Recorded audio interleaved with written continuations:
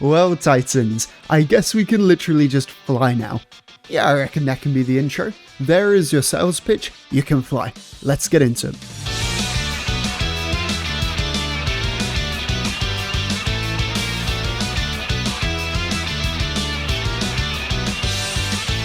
For your quick build, aspects are Knockout and Diamond Lance, melee's Thunderclap, Glacier Grenade, and Thruster.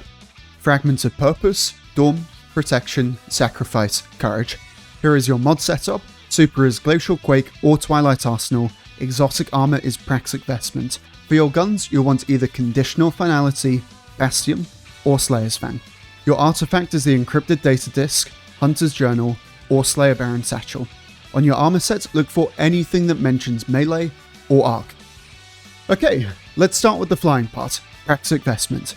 When you have got this on, you've essentially just strapped a jet engine to your back, and your game plan is to fuel it up, then fly into enemies at Mach speeds.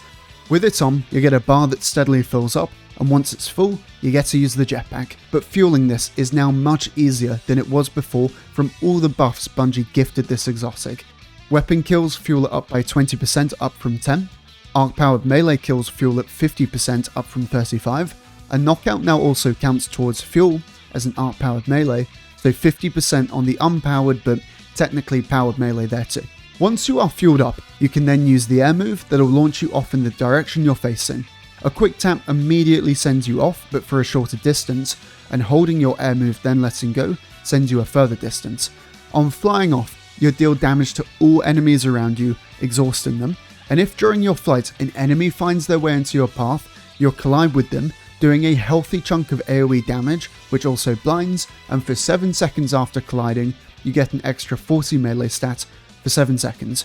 Although the cool part of this exotic that Bungie doesn't mention anywhere is that every part of this exotic, when it deals damage, counts as an arc-powered melee. The slam and the exhausting burst on flying off fully counts for things like heavy-handed, for example. This is a thing we build big into here. Now, hearing what I just said about vestment buffs and the arc-powered melee stuff, you can probably guess what one of your aspects is going to be. Diamond Lance is your first and plays a very specific role in the build in letting Vestment get some really healthy damage chunks. There's a unique interaction with frozen enemies that causes melees to deal bonus damage to them, and as Vestment is technically a melee, it's able to take full advantage of this.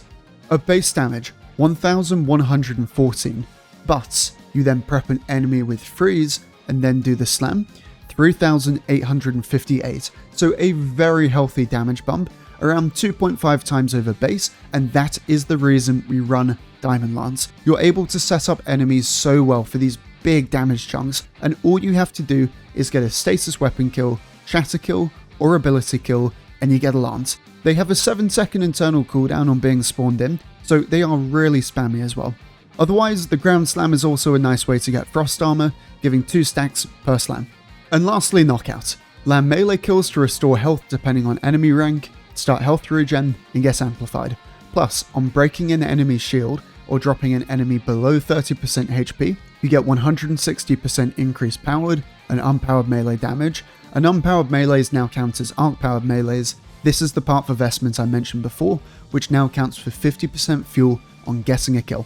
And again, because Vestment Slam and Takeoff counts as a melee, it takes full advantage of Knockout's 160% damage boost. For the rest of the kit, Thunderclap is your melee as a reliable way to fuel up Vestment, and Glacier Grenade for its ability to freeze, so another way to get Vestment's damage chunks, but it's also amazing at filling up your Dark Transcendence bar. For Fragment, you're taking Purpose, Dawn, Protection, Sacrifice, Courage.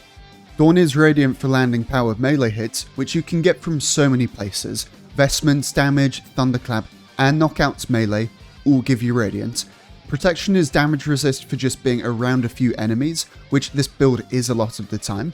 And Sacrifice gives 1% Dark Transcendence energy for ability final blows, whilst you have a light buff active, which you'll have all of the time in either Radiant from Dawn or Knockout's amplified. Purpose is directly tied to your super, giving an elemental buff matching it, and there's 2 supers you want in either Twilight Arsenal or Glacial Quake. With Arsenal, you get Void Overshield on picking up an orb, which has nice synergy with Singularity Blade on the encrypted data disk to give Devour, more on that later in the vid, with Glacial Quake giving 2 stacks of Frost Armor with the nice thing being that Frost Armor now decays stack by stack rather than all at once. And in that last spot you want Courage, which lets you deal 10% increased light ability damage to dark debuffed enemies, but with melees this spikes up to an extra 50%, which is a great pairing for your freeze combos. Although Awakening from elemental pickups over Sacrifice can be a pick, you're gonna see why later. And now guns, where you're gonna want one of these, and they all serve different functions in the build. Bastion is purely about damage buffing the Praxic Slam. You land the full burst and you get 300% increased melee damage, with melees in turn buffing the gun's damage and its charge rate. Conditional sits in the middle of damage and survivability, in that you can use the freeze for melee damage buffing, similar to what Diamond Lance does in the build, but thanks to its catalyst it now also has Rhyme Stealer and Heal Clip. So it gives you another way to play off using Diamond Lance, in that you can throw it, land the ignition shot, kill all the frozen enemies, and then you just get free Frost Armor, with the ignition also counting as a weapon kill, so it's going to progress fuel charge too. One thing that is now so nice about using conditional too, is that it has intrinsic unstop, meaning that the freezing shot can stun an unstop, but still keep them frozen, so you can instantly slam into them, rather than having to shatter and refreeze them, then slam. It makes this such a good gun to combo against unstops, alongside just all the other stuff this already does. And lastly, Slayer's Fang, which is here much more for its synergy with the artifact, in that it serves as a way to activate Devour from Power of Pain on the encrypted data disk or Slayer Baron's satchel, but more on that a bit later. Right, now for your gameplay tips and interactions, and there is a surprising amount here. First thing, do not sleep on the takeoff damage of this exotic. If there is one thing you walk away from this video with, aside from the build itself, it should be that this takeoff damage can absolutely chunk. It takes full advantage of all the damage buffs I mentioned before in Freeze and Bastion's damage buffing. So there is a genuine playstyle where you can kill enemies just by taking off near them. It's a weird feeling moving away from something that you are wanting to kill, but I promise you, this chunks. And speaking of damage chunking, Freeze. A drawback of relying on this for damage is that teammates can shatter any enemy you want to slam into, making you lose damage, so your freeze combo is one that you're going to have to do quickly, but you can do them extremely quickly. On either conditional or Diamond Lance, the moment that an enemy is frozen, you want to immediately do the quick tap fly and aim straight for the thing you want to kill. And this can be done even quicker using the takeoff damage, which again, I can't stress enough is a really chunky bit of damage. But from freezing an enemy to slamming them, it takes maybe about a second, so if you're quick with it, you won't need to worry about teammates sniping damage away from you. Although when doing this combo, or even just using Praxic Vestment in general to be honest, always aim for the upper chest of what you're wanting to hit. I cannot tell you how many times I have flown past the legs of something I was trying to hit, and then straight into a wall, and every time it could have been avoided by just aiming for the upper chest. For your gameplay in general, Thunderclap here is an amazing melee for fuel, in that it's great at landing multi-kills, so Praxic Vestment followed up by Thunderclap, especially if you have knockout active, is a great way to loop the slam. You can fly in, slam, Thunderclap, fly off. It's a seriously cool combo and it looks awesome as well. And because this is a prismatic build, you can scam out a load of melees from Transcendence. This build is better at building light damage than it is dark, but a well-placed Glacier Grenade is a healthy chunk of that bar, which can then be topped up with kinetic or dark weapons, with Diamond Lances also being quite good too. But once you get into Transcendence, all the Thunderclaps mean even more Praxic Vestment flights, with the Suspending Grenade also being amazing at setting up enemies really nicely for the slam. And lastly for the playstyle, the build plays extremely aggressively, and it needs to in order to stay healthy. Your healing from knockout means that you have got to be in the face of what you fight, but this build is so good at killing stuff and has a surprising amount of CC from Freeze and Vestment Slam applying blind, that playing aggressive is very much supported. You don't need many enemies in order to get rolling with the build, but you do need a couple to get fuel, Diamond Lances, and reliable healing. What that really means is something like a boss that doesn't have a lot of enemies around them can leave you using this build in a bit of a risky position. And that's about it for the gameplay. You'll pick up really quickly what you should be doing here. For your guns, outside of the exotics I mentioned before, anything that can cover longer ranges is really nice. This build is an up-close one, so snipers like the refurbished sniper are really nice to have. And so long as you have a gun that can cover a long distance, you can be really flexible here. For your stats, I really like to run 160 melee, then as close to 200 weapon stat, with grenade and super being my other focuses. You'll get plus 40 stat from Praxic Slam landing, so you'll pretty consistently be at 200 melee stat, and high weapon stat means your guns are just really well fed on ammo. You can do double special if you have high weapon stat. This build makes a load of orbs, so you're going to have a load of armor charges. There is also a special ammo tech you can do between artifacts and an armor set, more on that in a bit. And lastly, for your mod setup, on the helmet I like either double special ammo finder or double hands-on, with harmonic or kinetic siphon. Arms is triple heavy-handed, chest is double charged up, legs is stacks on stacks, then depending on if you're using something like Luminopotent, U-Technology or Facetive Awakening, take elemental charge. Otherwise, add in Absolution. Class is Powerful Attraction, Reaper, Special Finisher. And for your artifacts, there's a few that really stand out to me for this build. Encrypted Data Disk is an amazing one for all its arc synergy and with the potential to give Devour to. If you do want to have the Devour package, you go Power from Pain, Singularity Blade, and Void Infestation. Singularity causes melee or sword hits to weaken, and melee or sword final blows to spread weaken whilst you have a Void buff. So with Repulsor Brace, i.e. Slayer's Fang, this is why I recommend it, or Faster Purpose with Twilight Arsenal for Void Overshield, means every one of your melees applies weaken. So Thunderclap, Vestments Takeoff and Slam now apply an AoE weaken, which then gets Power from Pain online. The other standout package you can run alongside this is the Arc one.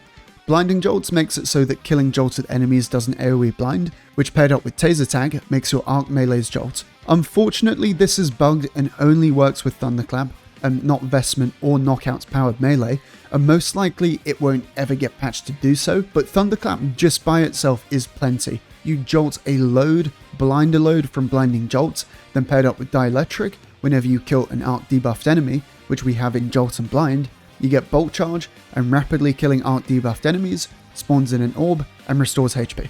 If you are happy dropping the Devour package, Bastion, Refurbished Sniper, alongside Kinetic Synthesis, Reload at Range, Sniper's Meditation, and Armor Smith is an amazing way to have both guns getting loads of free ammo. Plus gives you a great option for dealing very high range damage and a free 100% damage buff to melees in Armor Smith.